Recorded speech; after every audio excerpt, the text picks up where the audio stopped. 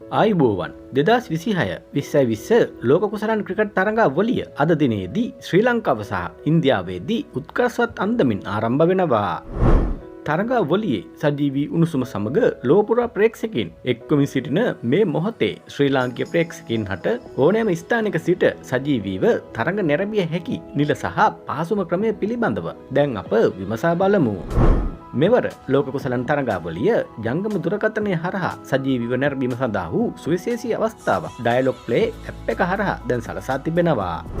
මෙම සේවාව මගින් ප්‍රේක්ෂකයන්ට ඉතාමත් සහනදායී මිලකට උසස් තාක්ෂණික ප්‍රමිතියෙන් යුතුව සියලුම තරඟ සජීවීව නැරඹීමේ අවස්ථාව හිමි වෙනවා.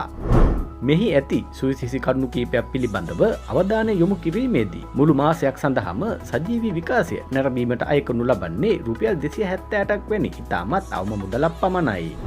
මෙම පහසුකම ඩයලොග් සහ එයාටෙල් යන සබඳතා භාවිතා කරන සියලුම පාරිභෝගිකයන් සඳහා විවෘතව පවතිනවා.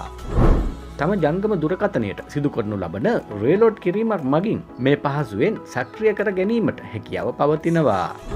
කාර්ය බහුලත්වය හේතුවෙන් රූපවාහිනී තිරය අසල රැඳී සිටීමට නොහැකි ප්‍රේක්ෂකයන් හට මේ අතිශය වැදගත් සේවාවක් වනු ඇති.